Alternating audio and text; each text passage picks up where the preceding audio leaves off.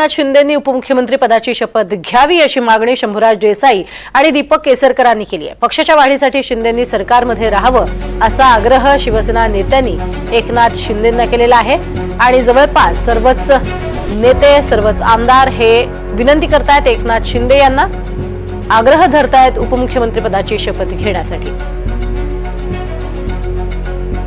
या संपूर्ण प्रक्रियेमध्ये इतर कोणताही नेता किंवा इतर कोणताही आमदार हा उपमुख्यमंत्रीपदी बसण्यास तयार नाही असंही उदय सामंतांनी यापूर्वीच स्पष्ट केले।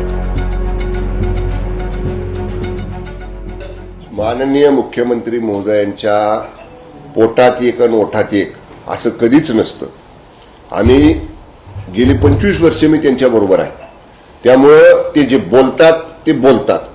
त्यांनी पहिल्या दिवशी पत्रकार परिषद घेऊन ठाण्यामध्ये सांगितलं की महायुतीच्या बाबतीत सरकार स्थापन करण्यासाठी भारतीय जनता पक्ष किंवा महायुती जो निर्णय घेईल त्या निर्णयाला शिवसेनेचं पूर्ण समर्थन असेल।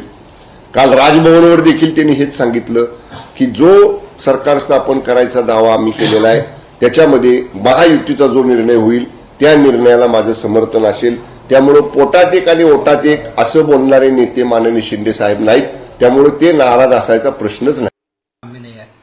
देखिए, ये अनाउंस करना उनका प्रेरोगेटिव है। हम सब विधायक इकट्ठा होकर उनको कल शाम या रात को मिले। हमने क्लियर कट बोला है कि आपको आना चाहिए कैबिनेट में, उप मुख्यमंत्री पद स्वीकारना चाहिए और हम सबकी एक जिद है, आप नहीं होंगे तो कोई भी अंदर नहीं आएगा।